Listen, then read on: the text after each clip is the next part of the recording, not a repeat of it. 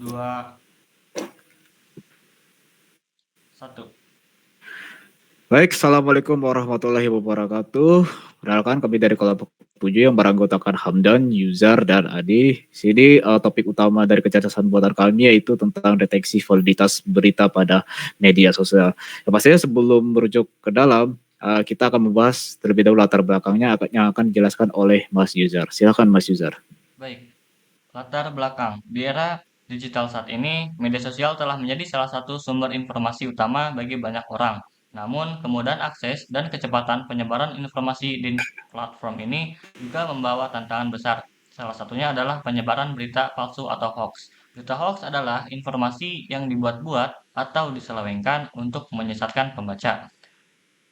Seringkali dengan tujuan tertentu seperti politik, ekonomi, dan lain-lain.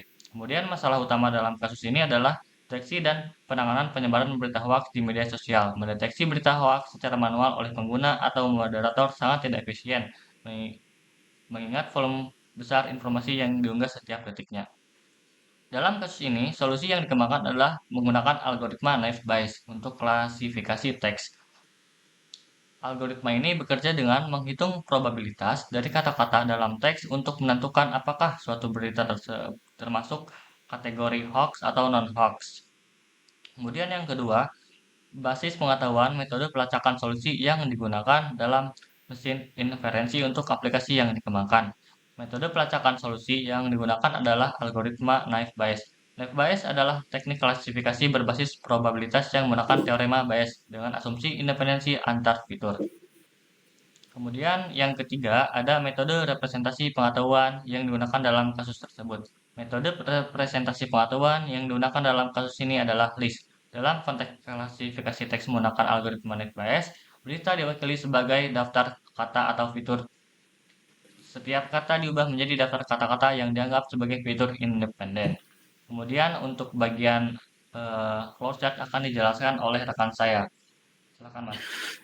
Baik, di situ Anda dapat lihat terdapat dua aktor utama yaitu pengguna dan admin. Nah, untuk ringkasan alur ya, pertama-tama pengguna berinteraksi dengan sistem melalui pengomentaran, pencarian berita atau klasifikasi artikel secara manual. Selanjutnya, permintaan pencarian berita ditangani melalui Google Search API, mengambil artikel yang kemudian diklasifikasi oleh sistem klasifikasi teks.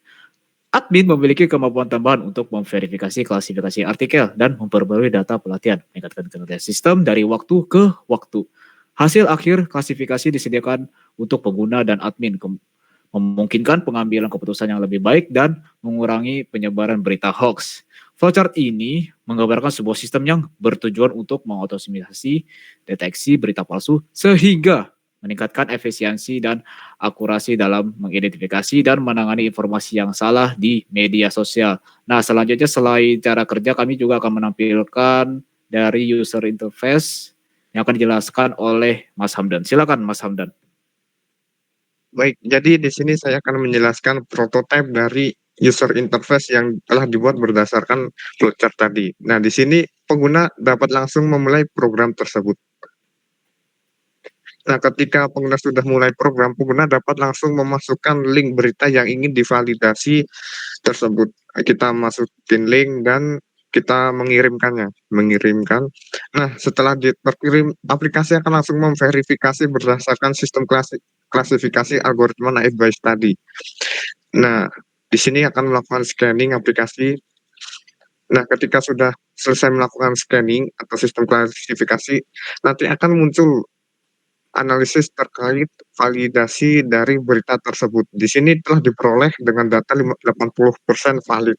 Nah, ketika berita tersebut valid, aplikasi akan juga menampilkan berita-berita terkait yang mendukung kevalidan berita tersebut. Di sini terdapat 5 berita terkait yang terhubung dengan berita tersebut sehingga mendukung bahwa berita tersebut valid atau tidak hoax. Nah, mungkin cukup sekian yang dapat kami sampaikan. Semoga prototipe ini dapat mengurangi penyebaran berita hoax di luar dan bermanfaat bagi kita semua. Mungkin cukup sekian. Wassalamualaikum warahmatullahi wabarakatuh.